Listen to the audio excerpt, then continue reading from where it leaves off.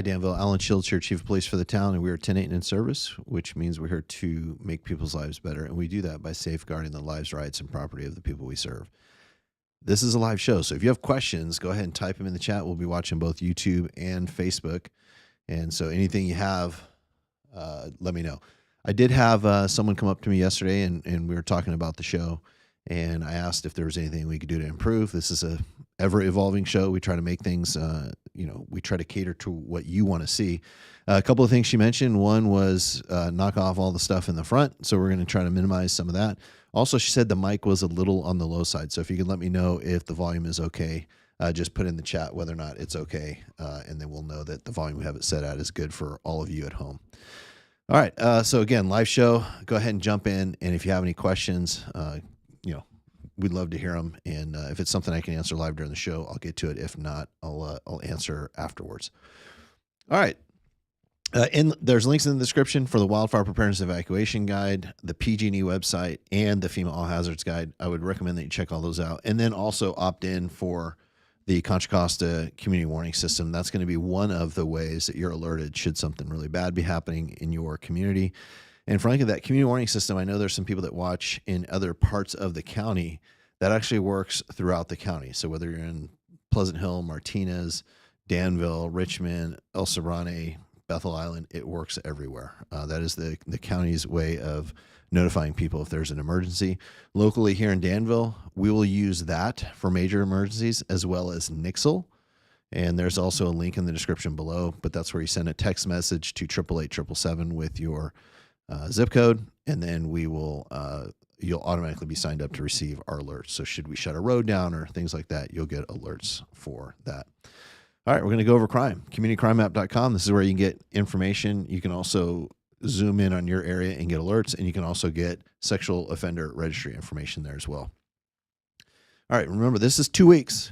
You all let me take a break last week. That was good. So this is 2 weeks worth of data. So if you look, we had 6 total reported collisions.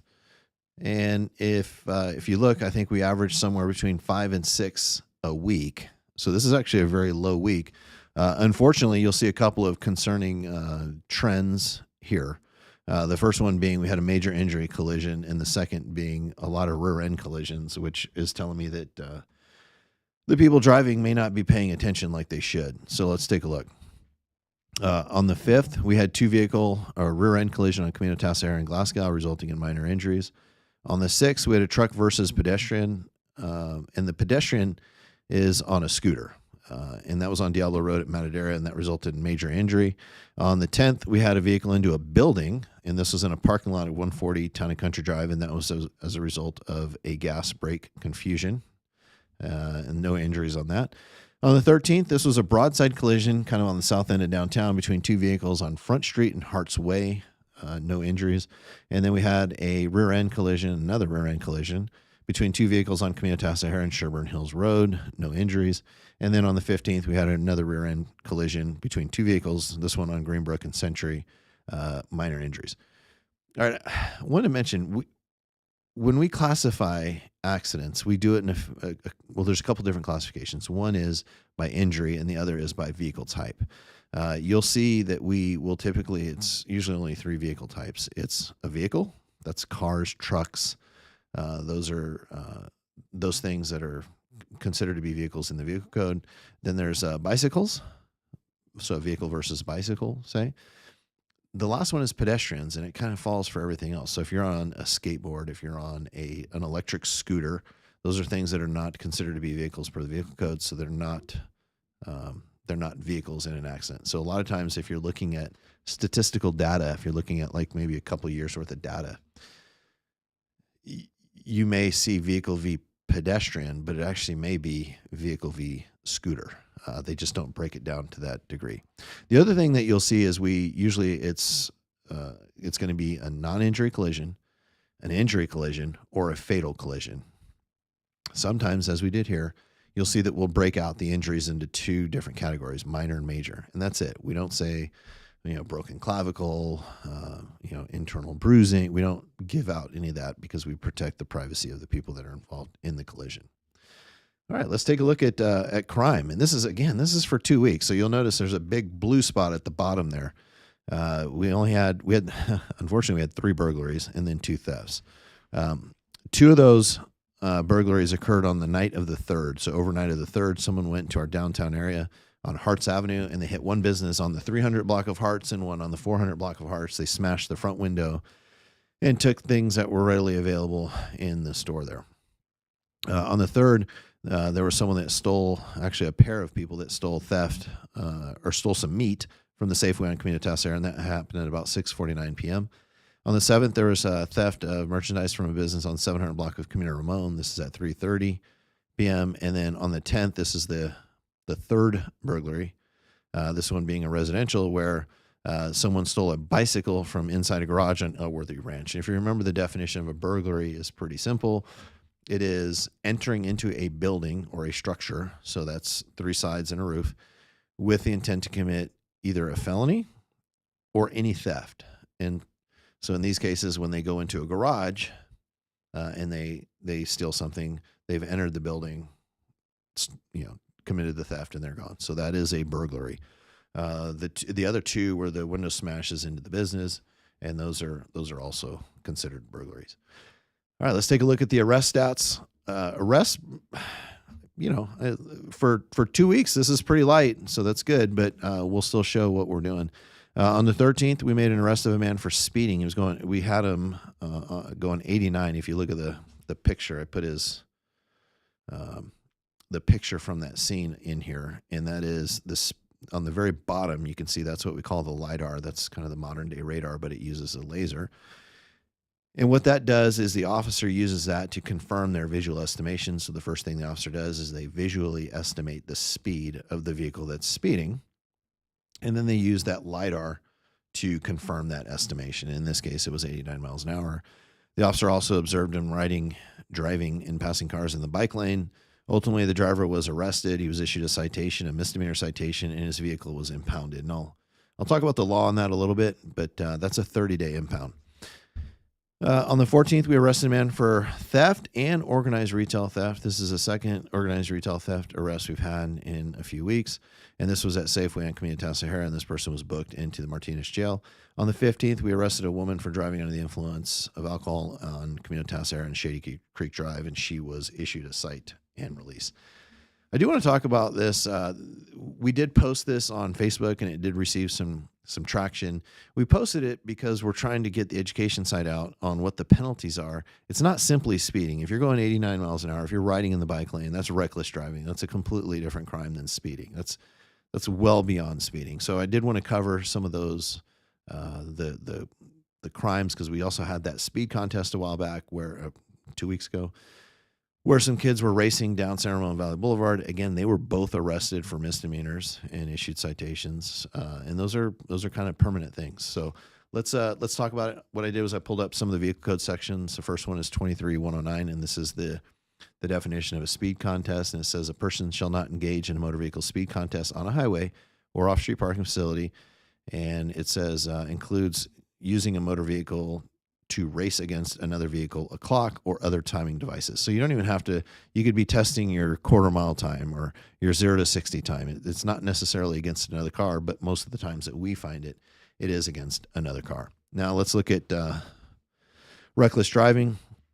And that's a person who drives a vehicle upon a highway in willful and wanton disregard for the safety or persons or property is guilty of reckless driving. Very simple definition. But I think we can all agree if you're driving 89 miles an hour, you're passing on the bike lane, that's clearly reckless driving. You have zero regard for the public around you. And you can guarantee that your Danville Police Department, if we on-view those crimes, we are absolutely going to take action on those. We take action for less, right? So what does it mean? In addition to getting arrested for a misdemeanor and potentially booked in jail, although in these cases we were able to issue cite releases, whenever an officer determines that the person driving the car has engaged in either reckless driving or exhibition of speed, that motor vehicle can be seized and impounded for not more than 30 days. It's a 30-day tow. The person can't get it out. They have to pay the vehicle release from us, which is actually fairly small. The big part is the vehicle release they have to pay for the tow yard who has been storing their car for 30 days. So there is a significant incentive to not do those things in the public street. The downside is that if you're going 89 miles an hour and you hit a person on a bicycle, the high likelihood that person's going to die. I think we covered this a few weeks back. Once you reach about 50 miles an hour, it's about 9 out of 10 where if you hit a person, 9 out of 10 is the fatality rate. It's unacceptable. We can't have that. And you can bet that your police department will work on that. Coincidentally, last night I gave an annual report or a quarterly report to the town council, and it included some information on kind of what we generally refer to as e-bikes, but it also included information on general traffic safety. And so I want to cover that. This can be found on the Chiefs page. There will be a link in the description below, but if you just go to the Chiefs page, there are previous editions of the quarterly reports. There's the annual reports. You can get all that information in there, and we'll go over the collisions now. So this is actually cut from the 2023 annual report. So this is last year. So this is the total collisions by year for 2019 through 2023. So you can see when we hit the pandemic year of 2020, our accident rate slid. As we are coming out of the pandemic, so to speak, it is starting to climb. Still not above where it was before, but it is something that we are taking an assertive approach to. So you can see as accidents went down, our enforcement went down. As accidents go up, the graph on the right will show you that our citations are now above what they were in 2019 in an effort to curb the accidents. When we looked at the accidents so far this year, so that's January 1 through May 31st, so the first 5 months of the year, we looked, and there is 124 in 2023, and we're up to 129. So in a 5-month period, we've added one per month this year for 2024. Now, look at this bottom section here. The bottom section is where I cover what the prevalent primary collision factors are. So the primary collision factors is the factor that the investigator determines was the cause of the collision. Now, 25% of the crashes that we investigate, the cause of the collision was unsafe speed. So it's speeding. So 1 out of 4 crashes are caused by speeding. Traffic signals and signs, so that's your stoplights and stop signs, that's 13%. Failing to yield the right of way is 10%, and improper turning movement is 8%. But that 8% is improper turning movement. Those are usually the classification given to accidents that occur on private property, so parking lots and such. And remember this, that when I report out on the collisions, if it's 275, 300 collisions a year, that's the total number of collisions. So that is, you call in and say, someone hit my car, scraped paint, you exchange information, we don't investigate. That includes those. These numbers for the primary collision factors are only based on the ones where we investigate and determine the cause. And we don't investigate all collisions. We only investigate those where there's a dispute over who was at fault, if there's an injury in the collision, or if there's a crime. So a DUI, a hit and run, or worse, then those are the ones that we investigate. All right, so let's take a look. There's a couple things that drive how we do enforcement. The first is complaints. You call in and say, hey, they're speeding on Brookside. They're speeding up on Tassajara Hills. They're speeding on Crow Canyon, Communitas. We're going to take that information, go out and put it on our board and work to enforce it. But we also use our data. And so if you take a look, these two maps represent January 1 through May 31st, 2023 and 2024. So 23 is on the left, 24 is on the right. And you can see graphically the distribution of accidents, it's about the same. And typically what we've seen year over year is anywhere from 25 to 35% of our collisions occur in the downtown corridor. And then I'd say the second most area is out the Communitas Sahara and Crow Canyon area, the business area out there. And then they're distributed along Communitas Sahara and San Ramon Valley Boulevard. Now, if we're using that data for enforcement, what should enforcement look like? Well, here's a heat map on the left that shows you the distribution for traffic stops. I ran the numbers in our software, and from January 1st, 2024 to May 31, so that same 5-month period, we made over 2,300 stops and wrote over 1,200 citations for that 5-month period. And if you look at how they're distributed, the bulk of them are in that downtown area and then along Communitas and in that commercial corridor out east. So we do mirror. So if you're in an area, and I always use, my neighborhood, if you go down Camino Ramon, you can look at Franciscan, and a lot of times I could sit there and I'm sure someone rarely stops at those stop signs. They tend to do the California stop. So we're aware that people run stop signs all over town. I get that. We have to focus our efforts and our energy either where we know there are to be egregious violations based on what you tell us, or where we know the accidents are occurring. And that's where we focus the greatest amount of our effort. So that's not to say that we turn a blind eye to those other areas. It just simply means we do focus in the areas where we tend to get the most collisions. And in fact, if you look at the map here, you can see most of the area where there are roadways in town, we're covering those. And so we've got pretty good coverage. So if you're driving through town, odds are you're seeing some officer at some point in the day do some traffic enforcement. One of the things we're trying to do, though, is we are trying to get the information out and say, yes, we are out there, we are enforcing, and there are consequences. And so what you've seen, if you follow us on Facebook, is you've seen that we have had a post out there speaking about traffic enforcement and speeding in town. What we highlighted was back in May, we had those 2 teenagers that were arrested for the speed contest on the San Ramon Boulevard near Padva, kind of in that Greenbrook to Padva area that we do get a lot of complaints, and we have had accidents on. They were both released on a misdemeanor citation, and then the one I mentioned earlier in the report in June, where the motorist was arrested for reckless driving and illegally passing. So we put that out on Facebook, and the idea is we want people to talk about it. We want people to spread the information, and we want people to be aware that there are penalties and the police are out there, and we are responsive to the complaints that we get from you. We're also analyzing the data to make sure we're pointing our sniffer in that right direction.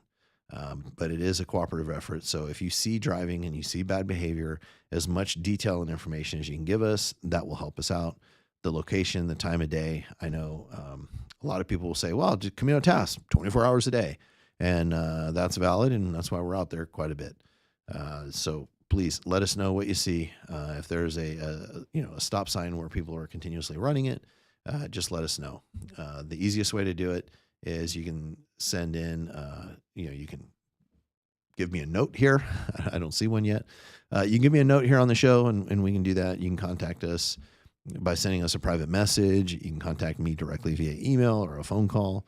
You can call the duty sergeant. You can call our dispatch. It doesn't really matter how you get the info to us. Just get it to us.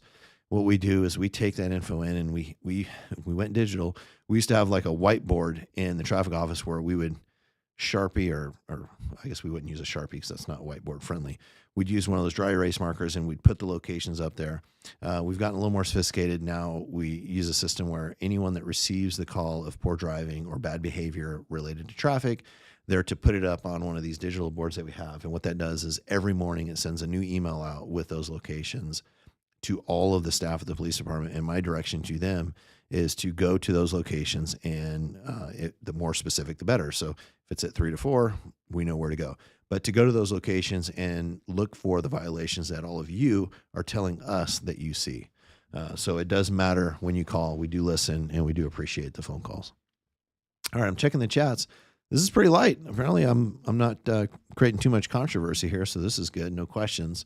But that is it. Next week, I'm going to cover the first half of the quarterly report, which is going to be the scooters, which I know we've been talking about it a lot, but we're really on a push for it. We're really trying our hardest to avoid issuing kids citations. We don't want to do that. So if we can work on educating the kids, getting the parents educated, work with our stores that sell those devices to make sure that parents and people that purchase these know who can ride them, where they can ride it, we think we'll have some success. So I want to say thank you to everyone for joining us. Remind everyone, please download the FEMA All Hazards Guide, the Wildfire Preparedness Guide. Check out the PG&E site, and make sure you opt in for the community warning system, because it is an opt-in. You just don't get the call unless you're opted in. But we are 1010, which means we're off duty, but we're always 10-8 and in service to all of you. Have a good night, Danville.